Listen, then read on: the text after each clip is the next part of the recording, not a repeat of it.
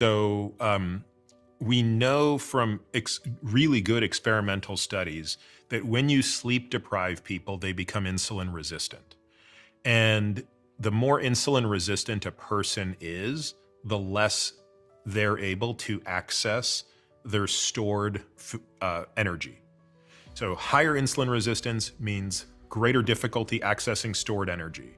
So if you wake up and if you have successive days of poor sleep and you're becoming somewhat insulin resistant, you're gonna want to eat more because you're not able to access your own natural stores of fat, which is where we want to go for energy. If you look at one experiment that was done out of the University of Chicago, they took healthy subjects, young subjects, and sleep deprived them for somewhere between 10 and 14 days, so not a huge period of time. And they only let them sleep 4 hours a night, which, by the way, I know a lot of people who are doing that for years at a time.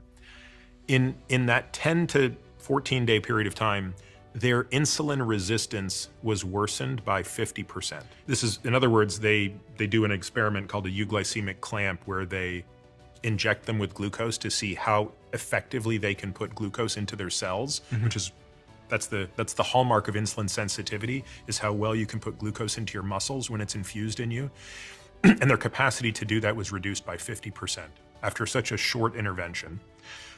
So I think sleep restriction and unhealthy sleep is a very underappreciated cause of metabolic health and weight gain. And then by extension, these other things we're talking about. Yeah, I mean, look, I've said this before, and I'm not the first to say this, so I'm paraphrasing others, but if you really stop to think about it, sleep doesn't make a lot of sense from an evolutionary perspective.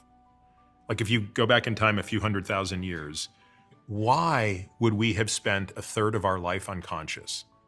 It didn't serve our purpose. You can't mate, you can't hunt, and you can't defend yourself. So you have to believe that if we could have evolved out of it, we would have done it. And we didn't.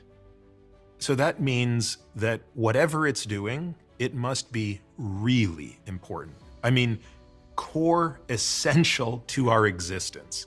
While I will completely acknowledge that different people have a different necessity or requirement for how much they sleep, I still think that many people underestimate how much they need.